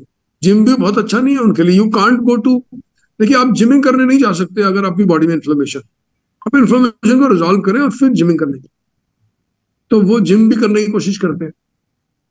तो प्रॉब्लम इन्फ्लेमेशन की है। बाकी आपको इसमें और हेल्प चाहिए, तो आप ना फेसबुक का हमारा ग्रुप है फूड टू हील, उसको ज्वाइन करें, वहां क्वेश्चन पूछे, फिर वहां पे मैं जवाब दूंगा। वहां हम पर्सनल में बात भी कर लेंगे, कोई प्रॉब्लम नहीं है। फूड टू हील के नाम से एक ग्रुप है हमारा, उस पर आप आइएगा। मतलब एकदम बेसिक बेसिक मैं बता रहा हूँ, विटामिन D3 B12 और ओमेगा 3 के लेवल सबसे पहले देखें। आगे बहुत और और मैं ना, भी टेस्टिंग रिक्वायर्ड है। एक हाँ, चीज और मैं बोलूंगा लोगों को जो हमारे साथ हैं, आप डिस्ट्रीब्यूटर आइएगा उस हैं, ग्रुप जो पे ना, जहाँ सर ये जिन्होंने ये एब्डोमिनल इसका एब्डोमिनल अरोटा क्वेश्चन पूछा है ना, मैं चाहूंगा ये आए। मैं हेल्प करता हूँ इसमें, हम क्या कर सकते हैं देखते हैं। मैं बल्कि इनको आप लिंक तो प्रोवाइड एक करूंगा। अच्छा एग्जाम्पल होंगे कि हम आपको, हमारा देखिए, हमारा काम ना ट्रीटमेंट नहीं है, मैं पहले क्लियर, हमारा काम ट्रीटमेंट नहीं है। हम डाइट बताएंगे, चीज बताएंगे, सप्लीमेंटेशन बताएंगे, बस हमारा इतना ही काम। ठीक है सर। एब्डोमेन में टोटल शुगर 15 ग्राम नहीं हो सकती सर, 20 20 ml का तो पाउच है। हाँ, एग्जैक्टली। एक्चुअली ना, ये पॉसिबल नहीं क्वेश्चन सर। मेरे पास भी आया था सर, कि हाँ, 15, हम मतलब क्वेश्चन जो किसी ने पूछा था, तो और मैं वो तो बताऊं, 20। देखो ऐसा होता है, क्या होता है कभी कभी ना, अ, अ, इतना जितना लिखा है वो उतना नहीं है। एक बार उसको फिर चेक कीजिएगा। 15 ग्राम शुगर सर, 20 ग्राम का पाउच है, तो 15 ग्राम चीनी कहाँ से हो सकती है? नॉट संभव नहीं है ना। बट हाँ, उसमें कुछ मात्रा में हनी है, कुछ एडिड शुगर भी हो सकती है। जैसा एक बार चेक करना एडिड शुगर कितना हाँ है। हाँ, ठीक है। मैंने चेक किया था सर। एक्चुअली क्या था ना, मतलब मेरी सर एक बार मनोज सर से भी इस रिगार्डिंग बात हुई थी।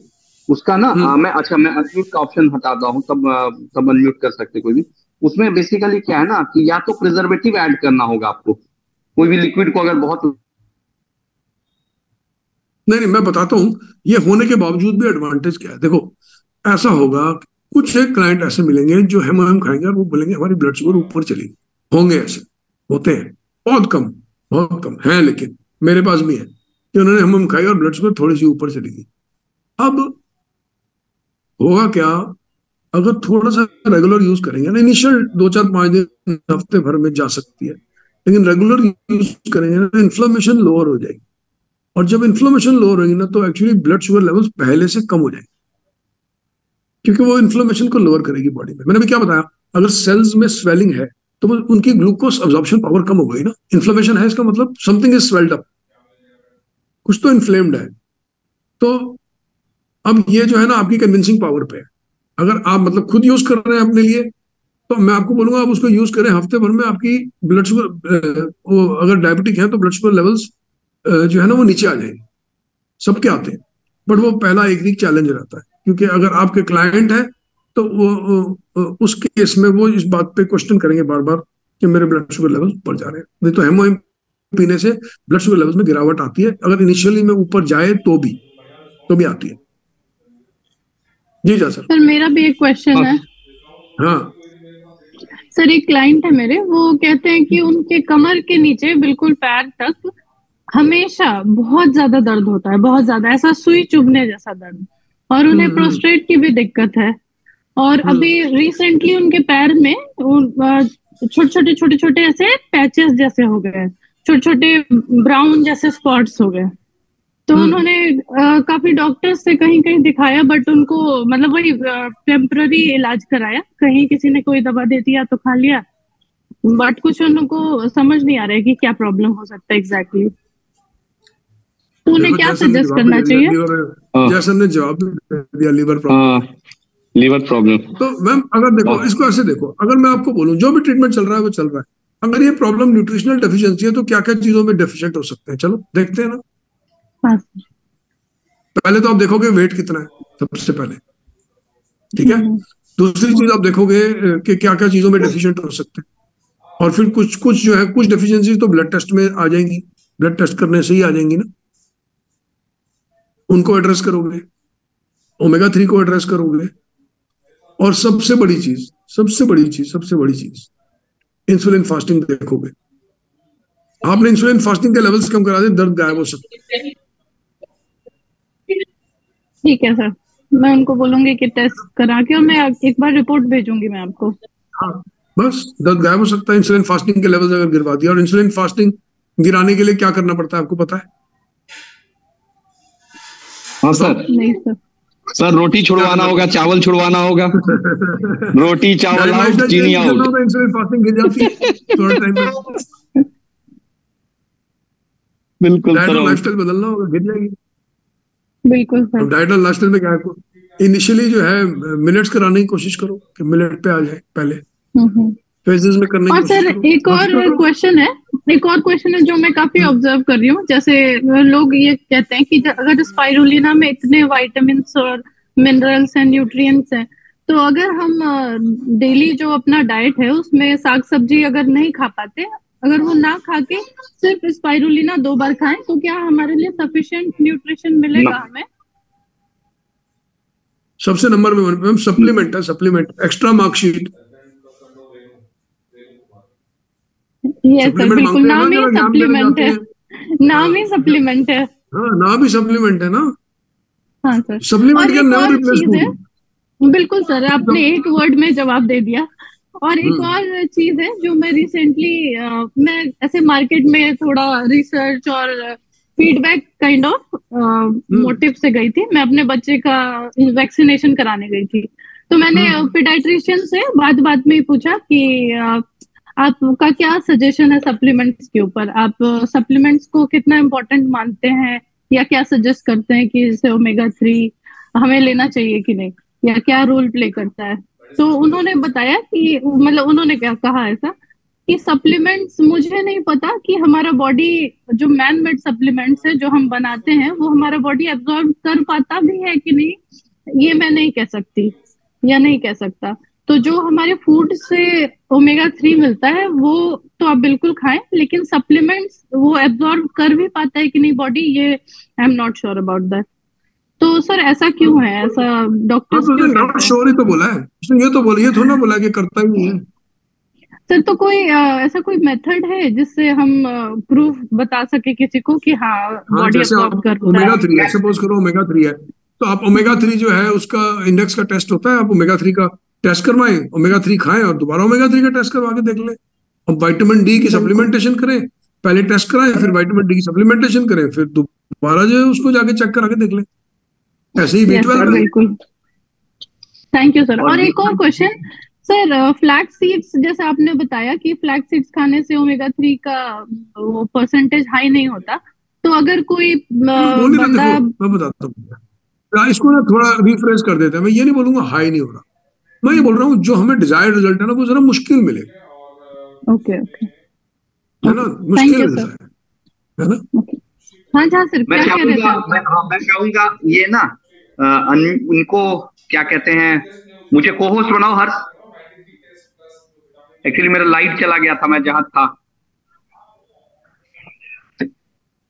मैं ये बोलना चाह रहा था ना, 2015 से पहले ना जो लोग डॉक्टर बने हैं ना, वहां न्यूट्रिशन की पढ़ाई ही नहीं होती थी। बिल्कुल सर। 15 के बाद वाले डॉक्टर्स ना आ जाएंगे, आ रहे हैं, अब डॉक्टर्स भी लिख रहे हैं न्यूट्रिशन की, कोई बात नहीं। और मैं तो पहले ही बोला ना कि हम लोग और मतलब उस पे ना जाए इल पेशेंट, हम लोग तो हेल्थी को देखे ना, उनके लिए तो कोई दिक्कत नहीं। वो आज बड़ा मजा आया, आज मैं ना कुछ काम से गया हुआ था सर, मैं आज कुछ काम से एक जगह गया हुआ था, तो मेरे साथ में एक सरदार जी बैठे थे और वो वहां बैठे हुए 3-4 लोगों को बता रहे थे, आपको पता है अगर खून पतला रखना हो ना, यही बता रहे थे किसी को, वो 2-3 लोग साथ में ग्रुप बना के बैठे हुए, तो मैं सिर्फ उनकी कॉन्वर्सेशन सुन रहा था। तो सरदार जी बता रहे थे अगर खून पतला रखना हो ना, बस एक ही काम करना है। तो मेरे कान खड़े हो गए, यार क्या क्या बता रहे हैं खून पतला करने के लिए। तो वो कहते हैं जी आपको ना लहसुन, अदरक और शहद, इसका एक मिक्सचर बनाना है और इसका रोज 1 चम्मच खा लेना, लहसुन अदरक और शहद का, और खून पतला रहेगा। तो मेरा मन किया, मैंने इंटरप्ट नहीं किया क्योंकि मैं अपने काम से गया हुआ था, लेकिन मैंने सुना, लेकिन मेरा मन किया खून पतला करना क्यों है, अगर खाना ही ठीक खाओगे तो खून तो पतला ही रहेगा। कि अगर आप खाना ही गलत खाई जा रहे हो तो, और फिर वो खून पतला करने के लिए कोई दवाई बना रहे हो अपनी आयुर्वेदिक, तो खून वो लॉजिक क्या है फिर उसका, मतलब पहले आप मोटा कर रहे हो फिर पतला करने की दवाई बना के खा रहे हो आयुर्वेदिक। और दूसरी चीज ये, मैं किसी को जानता हूं जो पिछले 10 साल से ये कर रहे हैं ऑलरेडी, और उनकी तबीयत 10 साल से आज भी खराब है। उनकी एक परमानेंट कंप्लेंट है, वो मेरे कहना नहीं मानते वो मेरा, उनकी परमानेंट कंप्लेंट है कि मैं दिन भर थका हुआ रहता हूँ और मेरा काम करने का मन नहीं करता, मेरा मन करता है मैं घर ही बैठा रहूं, बाहर ना निकलूं, थकावट फील होती है, बॉडी एक फील करती है, डिप्रेशन सा रहता है हल्का, जैसे डिप्रेशन नहीं रहता लेकिन मन नहीं करता कुछ करने। और वो 10 साल से ये अदरक, लहसुन और शहद की दवाई 1 चम्मच रोज खा रहे। मैंने उनसे पूछा आप खाने में सुबह क्या खाते हो, बोले 3 पराठे खाता हूँ, गोभी के और आलू के रोज, या गोभी का या आलू का। तो अब अदरक और लहसुन और शहद क्या करेगा मुझे बताओ। सही बात। मैं चाहूंगा विनीत जी पूछे, अनम्यूट करें। विनीत जी का सर क्वेश्चन है, कुछ ले लेते हैं सर। विनीत जी हैंड रेज किया है आपने, विनीत जी 3 लोग किया है। हेलो जी, गुड इवनिंग सर। हाँ जी, गुड इवनिंग सर, आवाज आ रही है मेरी? हाँ जी। हाँ सर, मुझे ना आज एक लेडीज का फोन आया था एम से। उनका क्वेश्चन ये था, उनके ना हस्बैंड के ब्रेन में ट्यूमर था कैंसर का, तो वो ऑपरेट हो चुका है, तो क्या उसके लिए हीमोहिम लेना चाहिए और वो कैसे फायदा करेगा? बिल्कुल लेना चाहिए, बहुत फायदा करेगा, उनको बचा के रखेगा। और उसके अलावा और क्या ले सकते हैं वो? अभी उनको रेडिएशन और कीमो का बताना है डॉक्टर ने ना। अच्छा, एक ब्रेन के अंदर कहीं पे ट्यूमर हुआ, किसी ने निकाल दी, हाँ जी हाँ जी, बहुत बढ़िया बात है, ऐसे ही होना चाहिए। हाँ जी हाँ जी। लेकिन ब्रेन के अंदर ट्यूमर क्या पूछ के बना, पूछा पहले कि मैं ब्रेन के अंदर ट्यूमर बना दूं? सही बात है जी। बॉडी ने पूछा? हाँ जी सर। नहीं बॉडी सर, दोबारा पूछेगी? नहीं सर, कभी पूछेगी? दोबारा तो नहीं पूछेगी। आपने तो सिर्फ ट्यूमर को बाहर निकाला है ना, हाँ जी हाँ जी, आपने उस प्रॉब्लम को हल कर दिया। हाँ जी हाँ जी। अब एक बार हुई है तो क्या क्या चांसेस है रिपीट बॉडी दोबारा नहीं करेगी? बॉडी की तो नेचर हो गई है, बॉडी के नेचर में ट्यूमर करने की ना। हाँ जी हाँ जी, है ना नेचर, पॉइंट समझे? हाँ जी, वो तो है ही। तो दोबारा नहीं हो उसके लिए कुछ तो एक्शन लो। अगर घर देखो, अगर आपने जीवन शैली में बदलाव नहीं किया, फूड हैबिट्स में बदलाव नहीं किया, सप्लीमेंटेशन में बदलाव नहीं किया, तो हाँ जी हाँ जी, यही चीजें तो गारंटी करेंगी कि आप लंबे समय तक सेहतमंद रहें। हाँ जी हाँ जी, तो बहुत फायदा देगा। इसके अलावा सर और क्या दे सकते हैं उनको हेमाहिम के अलावा? देखो, आपको कभी फिंसी निकली है? फिंसी समझते हैं? हाँ जी हाँ जी, निकली है जी। तो जब एक निकली थी, आपने क्या किया? सर जब वो पक गई तो उसको हमने फोड़ दिया। फिर दूसरी निकली? हाँ जी। दूसरी क्यों निकली? आपने तो पहले हटा दी थी। हाँ, तो वो नेचर है सर उसका। नेचर है ना, बॉडी के अंदर कुछ प्रेजेंट है जो फिंसी बना रहा है। हाँ जी हाँ जी, वो जो प्रेजेंट है उसको हटाओगे ना। हाँ जी हाँ जी हाँ जी, बस उसको मैं किसी को जानता हूँ, यहाँ पे उत्तम नगर में रहते हैं दिल्ली में, वो लेडी को ब्रेस्ट कैंसर हुआ। हाँ जी, वो गई और उसने ब्रेस्ट कैंसर का ऑपरेशन करवा के एक ब्रेस्ट कटवा दी। ठीक ठीक। फिर उनका स्कैन हुआ और उनको रिपोर्ट आ गई, अब ये कैंसर फ्री। और वो घर आई, उन्होंने बहुत बड़ी पार्टी रखी, लोग आए पार्टी में, उसके बाद एक बहुत बड़ी पूजा रखी और खूब पैसे खर्चे पूजा के ऊपर, 200-300 लोगों को खाना खिलाया। और पॉइंट ये था, मेरे को भगवान को थैंक यू बोलना है मुझे कैंसर फ्री करने। हाँ जी। क्या 6 महीने के बाद वो फिर कैंसर से मर गई। आप बताओ सर, मैंने तो बहुत केस देखे हैं कैंसर के, ना। तो क्या गलती करी उन्होंने? खान पीन उन्होंने फिर बदलाव नहीं किया, उन्होंने खान पीन में। उन्होंने कहा मैं ठीक हूँ। मेरे गुरुजी हमेशा एक बात बोलते हैं, जो खाना खाते खाते आप किसी प्रॉब्लम में फंसे हो, उस प्रॉब्लम को हल करके अगर आपने वही खाना खाया तो दोबारा से फंसो। हाँ जी हाँ जी, बस तो इसलिए हेमोहिम के बहुत काम आएगी। लेकिन ये याद रखना, हेमोहिम सप्लीमेंट है, फूड नहीं। पहला बदलाव खाना, फिर सप्लीमेंट का नंबर आएगा और फिर जड़ी बूटी का नंबर आएगा। अब सर जैसे किसी पेशेंट के बैक में पेन रहता है, बेल्ट लगा रखी है, उसके लिए क्या किया जाए? सर गेहूं छुड़वा दो इमीडिएटली। हाँ जी, गेहूं छुड़वा दो। गेहूं? हाँ, गेहूं के लिए तो मैंने मना किया है। सबसे पहले वही विटामिन डी, B12 चेक करवाओ। ठीक ठीक ठीक। B12 तो ले रहे हैं। हाँ जी, बताएं। अब अगला क्वेश्चन लेते हैं किन्हीं का। विटामिन डी, B12, ओमेगा 3, 3 चीजें चाहिए। ठीक ठीक ठीक है, थैंक यू सर। ओके जी, अनम्यूट करें फटाफट, इसलिए करें क्योंकि आज जो है ना हम लोगों को अब वाइंड अप करना होगा, क्योंकि कल हम लोगों का सेमिनार भी है। नहीं नीरज सर, आ जाओ, जिसको आना है कल मिलेंगे गाजियाबाद में। थैंक यू सर, मुझे बोलने के लिए मौका दिया आपने।